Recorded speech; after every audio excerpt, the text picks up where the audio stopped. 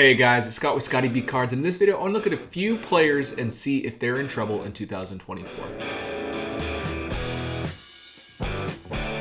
The baseball season's here. Isn't that a great feeling? Isn't it great to actually have meaningful, spring training's great, but meaningful games in the regular season and to watch our favorite players again?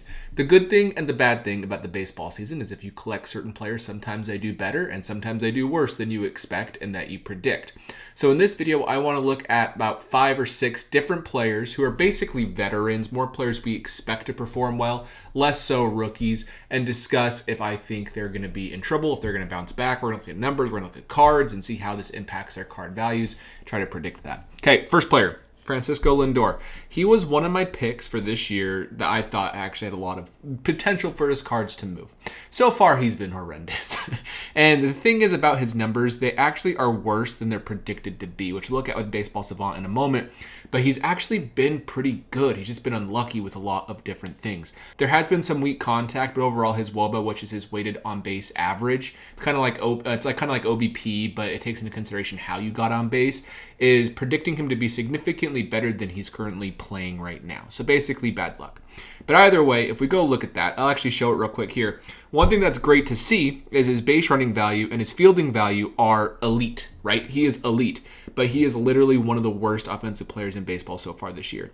If we scroll down and look right here, though, we'll see expected WOBA, which is your expected weighted on base average versus actually what his WOBA is. Generally, they're really close. Like last year, his expected and his actual WOBA was 346. He beat his WOBA this year. He was below a little bit, 317 versus 344. That was one of his worst years of his career with the first year at the Mets. But you can kind of get an idea that he's usually right around what his expected WOBA is. This year, he's more than 120 points lower than that expected WOBA, which does show he's gotten a little bit unlucky. And if we look up here, it's not that bad for like his expected batting average as well, which takes into consideration how you hit the ball, launch angle, exit velocity, all of that. And he's just getting unlucky. And so I think he's going to be fine. It's going to be hard for him to have a 6 worst season this year. He still technically could if he wanted to have a big, season moving forward. But let's say he has a 3 to 5 worst season, that's still enough to keep him on a push for a Hall of Fame path. Definitely not a great start to the season this year. Concern level 1 through 10, I'm probably like a 7 if I'm being honest, because obviously, all these advanced metrics saying a player should be doing better. We see that with Vlad every year. He should be doing better. Does not always mean he's going to do better. But if we look at his baseball cards, this is from Market Movers, but we'll see Francisco Lindor, his price change over the last 60 days, the last 2 months since he's underperformed. It's only down about 3.8%. So that's not very bad so far. And I think we're going to see that drop further if he continues to play poorly. After that, we have Nolan Arenado. He has an 83 OPS plus. He has a negative 0.2 WAR. He's actually been a lot better lately. If you actually look at his numbers about a week or so ago, they were significantly worse than they are right now. He's almost to league average offensively, which is very impressive. He's actually below average according to defensive metrics like defensive run save and D-WAR. Outs above average, which is the StatCast metric, actually thinks he's above average, I believe. Yeah, they say he's doing just fine. And it's going to take a little bit of time for those to figure themselves out. Defensive metrics are always hard to quantify, in my opinion, and explain. But either way, he's hitting his age 33 season, and honestly, if we look at his last few years, we will see, right, if we go to 2020 with the Rockies, he wasn't that great. He had an 86 OPS plus, 838 OPS. Then his first year with the Cardinals, he was not that great. 119 OPS plus, that's good to be 19% better than league average, but an 807 OPS, still hit 34 home runs, still had more than 100 RBI.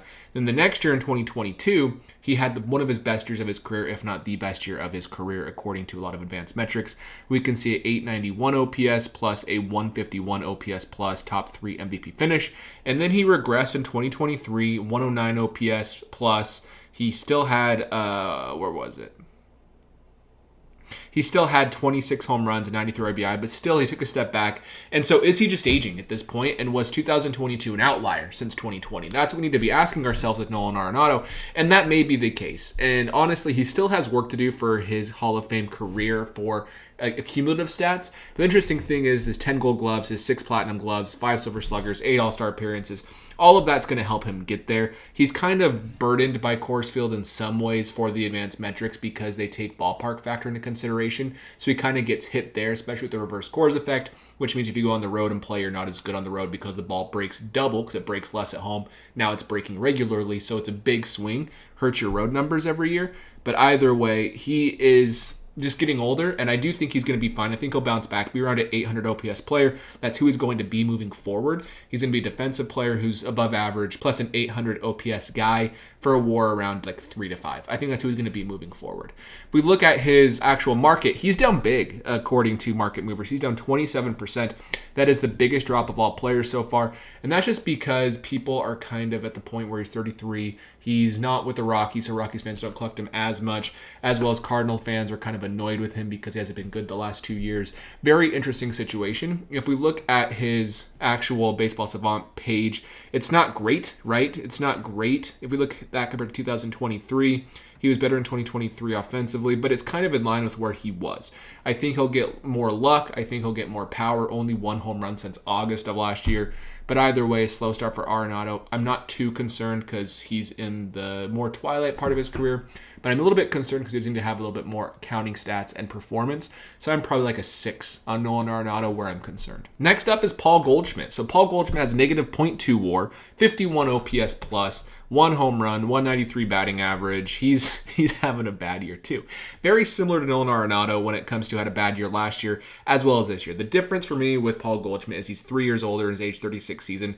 If he regresses now, it's fine. I think he already has, a Hall of Fame resume between you and I. Obviously, if you're a small hall guy, which you might be, or gal, then you might not think he's going to get in. But I think with the way the writers are voting, especially with Todd Helton getting in, I think Paul Goldschmidt will get in just fine. And especially with that MVP and a 142 career OPS plus, 904 OPS, he probably will get to 400 home runs. You get the idea.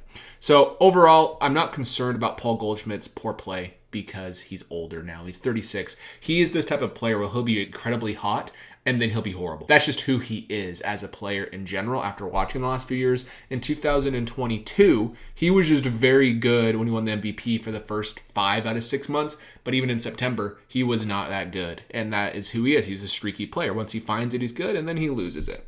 But for his market, he's down 16%, a justifiable drop in my opinion. His actual Baseball Savant numbers don't look great compared to 2023 and especially 2022.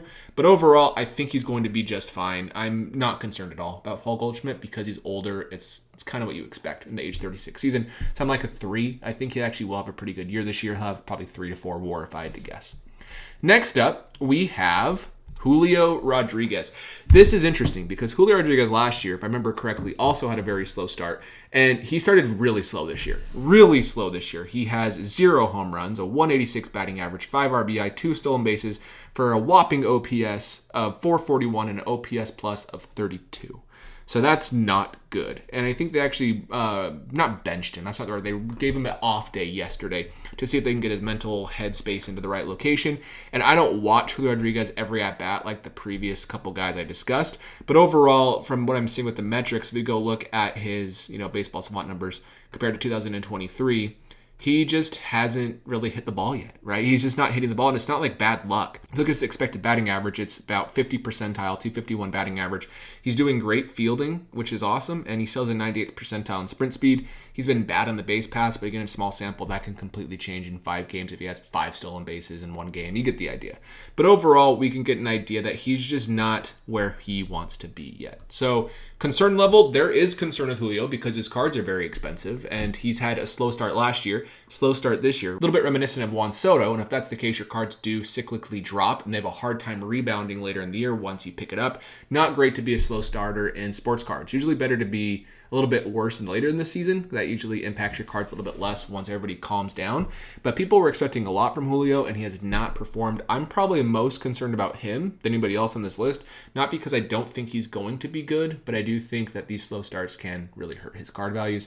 So I'm like a 7 or an 8 for Julio in my concern level.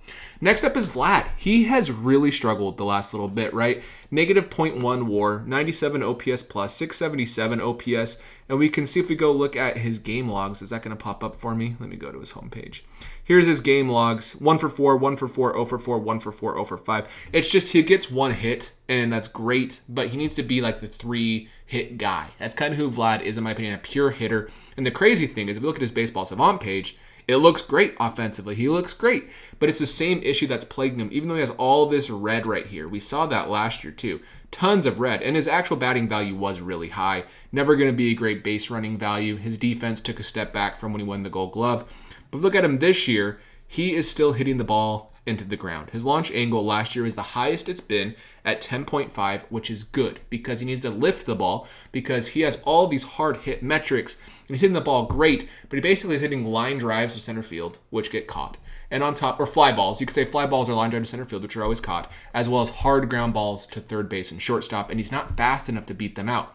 We see something similar to Ronald Acuna Jr., who we'll look at in just a moment, where he actually has a lower launch angle last year when he won the MVP for the first time in his career, but that's because he's really fast. He's really fast, and he's able to get to first base, which is great. Vlad actually took a step forward with his sprint speed, but it's just not been where he wants to be so far. So overall, we're also seeing he's actually missing the sweet spot on the barrel, which is kind of interesting, as well as even though his barrel percentage is high when he makes contact, he's just missing the sweet spot, which is hurting this quality of contact.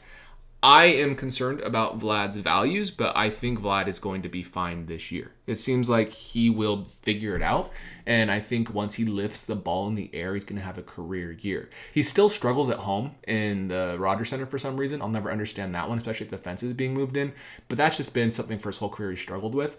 It's going to be interesting once free agency hits for him, what's going to happen to his cards if he does leave the Blue Jays, and they might not sign him because he hasn't had a great season since 2021. He had a good season in 2022 with a 133 OPS plus and 818 OPS. That's good, right? 32 home runs, but his MVP caliber year where he would have won MVP if it wasn't for Ohtani, that is who they want to pay big bucks for, and he hasn't been that guy yet.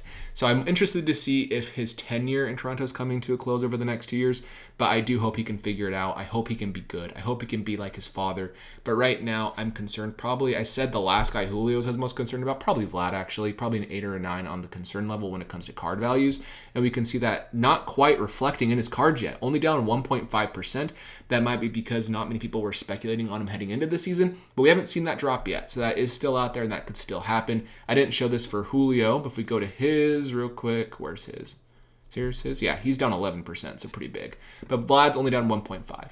Next, Acuna. I'm going to be quick on him. I'm not concerned at all about Ronald Acuna Jr. The only thing I'm concerned about is maybe he's actually still injured. He actually had the knee thing in spring training where his knee was sore. He could be playing through that, and that could be hurting him. And I don't think this last season was an outlier necessarily, because you can see he had a 156 OPS plus in 2020, 158 OPS plus in 2021. Both seasons were small sample sizes, but I do think that he showed who he was this last year.